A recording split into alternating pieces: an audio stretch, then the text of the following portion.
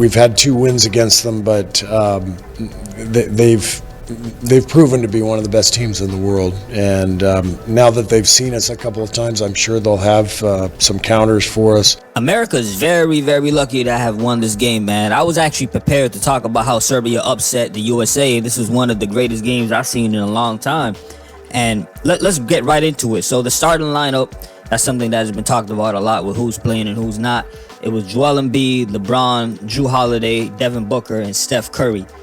And right off the gate, I'm watching America, the plays that they're running. They got Embiid at the elbow, top right elbow, and they're running a lot of plays through him, either dribble handoff or pick and rolls. LeBron's on the opposite side of the three-point line, and he's hitting guys or trying to get guys open off the screen, particularly Devin Booker and Steph Curry. And it was Steph who was the recipient of most of those passes coming off screens, and he could have missed, man. He scored almost 20 points in the first quarter.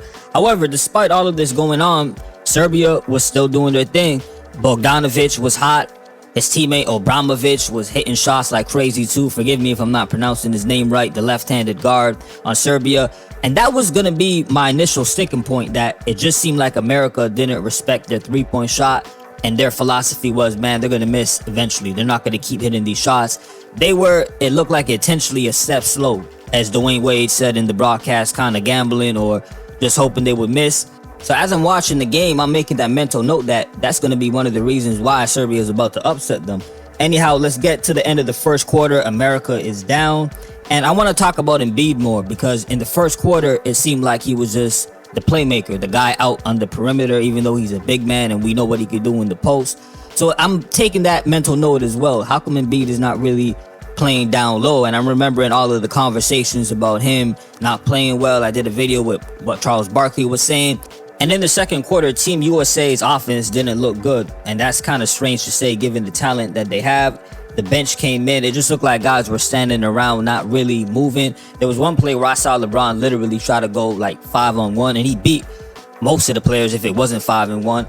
And then he got to the rim, and Nikola Jokic met him and blocked his shot. Then eventually Joel Embiid starts waking up, and he's at the elbow space I was talking about earlier in the first quarter. And that's where you usually have your big man if you're running plays for him, and he's at the perimeter because he could shoot the ball and he could pass a little bit. Embiid hits the jump shot.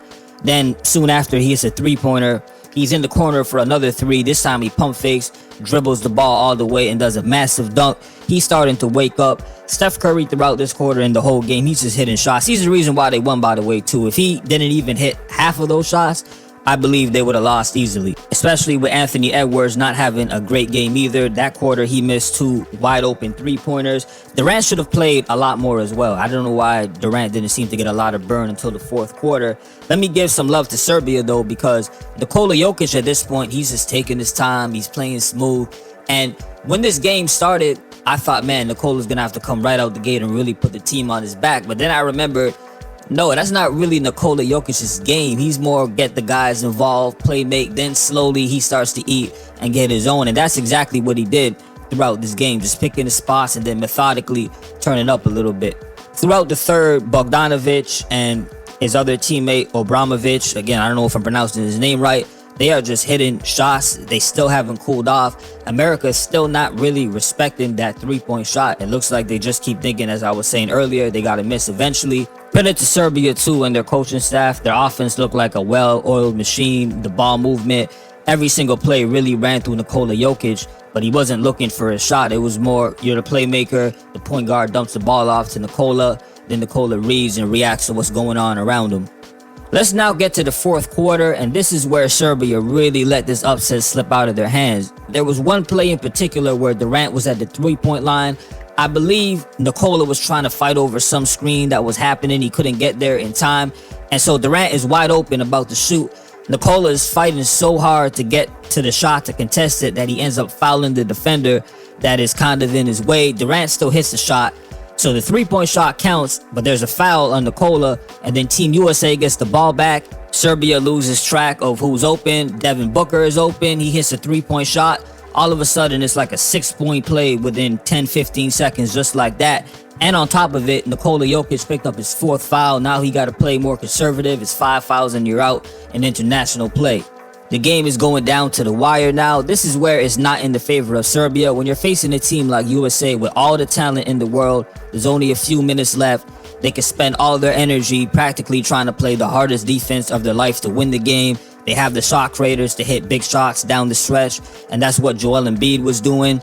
Kevin Durant hit one to really seal the game. Steph Curry, it just looked like, all right, the talent is now going to win us this game because it's close enough for us where we don't have to come down from 10 points or double digits. And that's exactly what happened. I was also very interested to see with the game on the line, and you know the biggest upset in the media stories that are going to come out there if you don't win this game. Who does Steve Kerr trust enough to put out there to get the game done? And it was Steph Curry, LeBron James, Kevin Durant, Joel Embiid, and I believe either Booker or Holiday. But the other 4 guys, for sure, they were out there. I took a mental note of that, and I think you should too. Anyways, let me know what you think of this game. Did you watch it from start to finish? Hit me up in the comment section with your own analysis, what you think. Moving forward, how is America going to fare against the next opponent? Oh, one more thing I should also mention too. Jason Tatum didn't play. Is that going to be another story now where it's like, man, you almost lost the game. You need to put Tatum out there, switch your lineups up. All of that is going to be in question. Anyways, peace and salute for listening as always.